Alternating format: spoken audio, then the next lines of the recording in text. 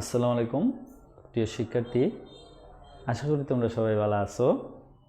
তো আমি কইছিলাম যে তোমরা লাগি ক্লাস করছি না অনেক দিন, তো আজকে তোমরা লাগি একটা ক্লাস লই আইছি। ক্লাসটা বেশি কিছু না, অল্প কিছু ক্লাস এবং সহজ এবং দরকারি। আমরা জানি যে পরিসংখ্যানে এখন দুইটা আনসার করা যায় এবং পরিসংখ্যানে দুইটা আনসার করলে 20 মার্কস খুবই ইজি পাওয়া যায়। তো আমরা যদি পরিশ্রমটা আমরা সঠিকভাবে কাজে লাগাই তাইলে কিন্তু আমরা খুব ভালো একটা আউটপুট পাইতাম পারি। পরিসংখ্যানে দুইটা প্রশ্ন 10 দুগুণে 20 আনসার করলাম আমরা, আর পাশাপাশি সংক্ষিপ্ত কমপক্ষে আরও দুইটা প্রশ্ন কিন্তু পরিসংখ্যানে থাকবো। তা দুইটা প্রশ্ন যদি তুমি ইনেও সঠিকভাবে আনসার করো তাইলে 4 20 আর 4 24, আর তোমার সৃজনশীলে কিন্তু 23 ফাইলে পাস। তুমি 23 ফাইলে তো পাস, এটা ঠিক আছে, তুমি ফাইলা 24। কোনো কারণে যদি একটা আয়তলে বহুভুজ বা অজীবরেখা একটু ভুল হয়ে গেল, কম মার্ক পাইলাই, তুমি 21 পাইছো, 21 ফাইলে কিন্তু সাধারণত তুমি আশাই করতে পারো তোমার 21 নাই, তোমার 23 দেওয়া হইবই, মাস্ট বি। এটা হলো শুধু পাস করার ক্ষেত্রে বিষয়টা। আসলে ফার্স্টটাই ফ্যাক্টর নাই, আমরা যদি বুদ্ধি করে পড়ি তাইলে কিন্তু অনেক দুর্দান্ত একটা রেজাল্ট করা যায়। গণিতে 90+, 80+ মার্কস তোলাই যায়। সো আমরা চাইমু যে সঠিকভাবে আমরা পরিশ্রমটা কাজও লাগে কীভাবে সুন্দরভাবে করতে পারি। তো আজকে আর কথা বাড়াই না, আজকে আমরা মূল আলোচনা যাই। ইন্ট্রো আমরা প্রতিদিন ক্লাস করবো, একটু কথা কইমু, তোমরা লাগে গল্প করবো, আড্ডা দিমু, মজার কথা কইমু। এটার লাগি কোনো বই পাওয়ার দরকার নাই।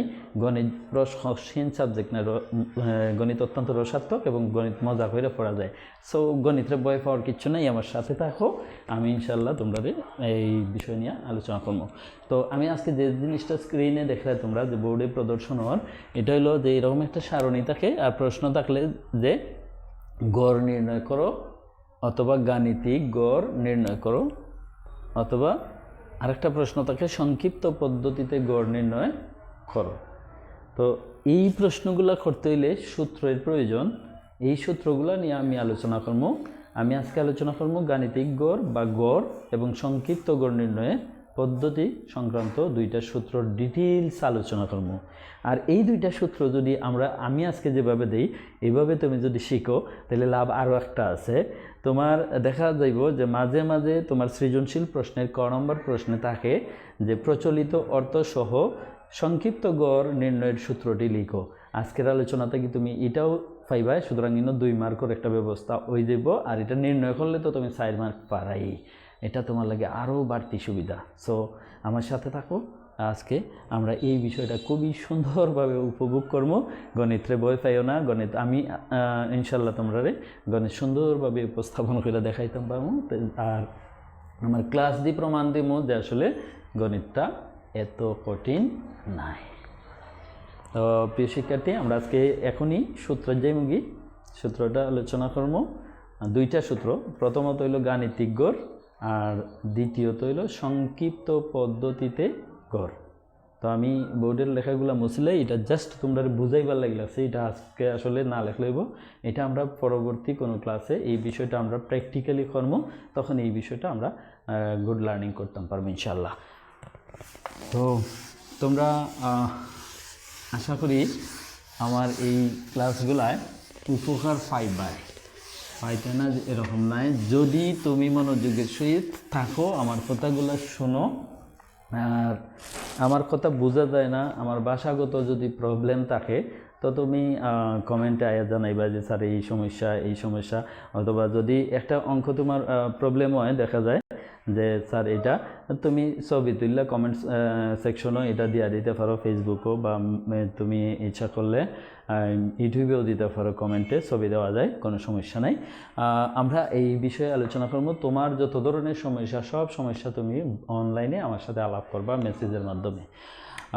আমরা প্রথমেই লিখি যে গড়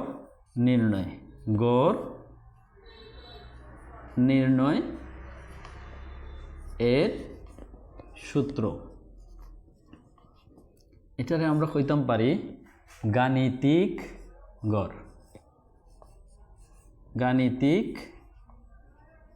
গড় বা গড় নির্ণয়ের একই সূত্রটা একেবারেই সহজ। সূত্রটা কিতা 1/n into summation of fi xi। সূত্রটা আমরা চাইলে এভাবে লিখতাম পারি, অনেক টিচার এরকম লেখেন, দুইটাই ঠিক আছে, কোনো সমস্যা নাই। fi xi/n তোমার ইচ্ছা মতো যে কোনো একটা লেখো, কোনো সমস্যা নাই। অমুক স্যারের নিয়মটা অমুক স্যারের নিয়মটা এরকম কোনো কথা কইয়া লাভ নাই। আমরা স্যাররা কোনো নিয়ম বানাই না, আমরা কোনো নিয়ম অনুসরণ করি আর আমরা ডিটেলস আলোচনা করি। গণিত যে বুঝেন বা গণিত যে শিক্ষকে খোরাইন তাই কোনো সময় এই যে অমুক স্যারের নিয়মের লাগে অঙ্ক কাটবা এরকমটা না, এটা আমার বিশ্বাস। এবং গণিত টিচাররা সবসময় এরকম, কারণ তাই তো সবটাই বুঝেন, এটা কোনো ফ্যাক্টর নাই। এখন যে কথাটা বলছিলাম, যদি ক নম্বরের প্রশ্নে আয় যে তোমার যে প্রচলিত অর্থসহ গড় নির্ণয়ের সূত্রটি লিখো, তাইলে এই সূত্রটা লেখার পরে তুমি লিখবা এখানে n সমান মোট গণ সংখ্যা, অথবা এটাতে তুমি লিখতে পারো গণ সংখ্যার সমষ্টি। আর সামেশন কথাটার অর্থ হইল সমষ্টি বা যোগফল। fi মানে গণ সংখ্যা, xi মানে শ্রেণীর মধ্যমান। আর সামেশন অফ fi xi মানে হইল গণসংখ্যা ও শ্রেণীর মধ্যমানের সমষ্টি।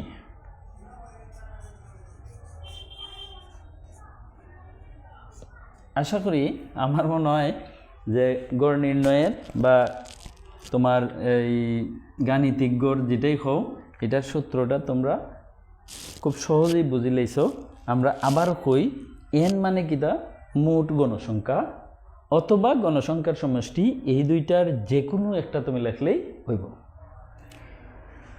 সামেশন, এটার নাম কিটা সামেশন।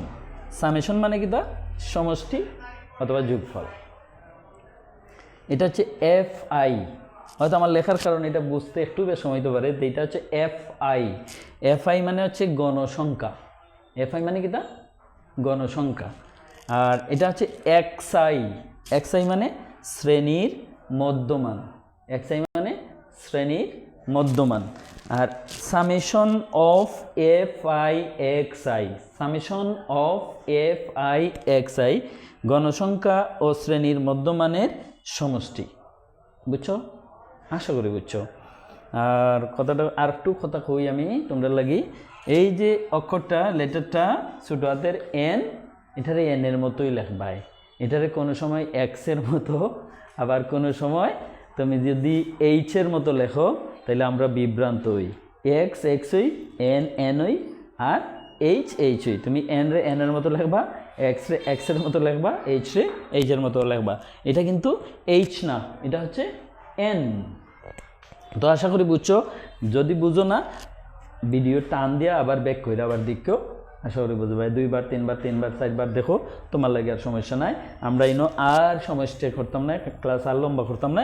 আমরা পরবর্তীতে যাইমু সংক্ষিপ্ত পদ্ধতিতে গড় নির্ণয়ের সূত্র।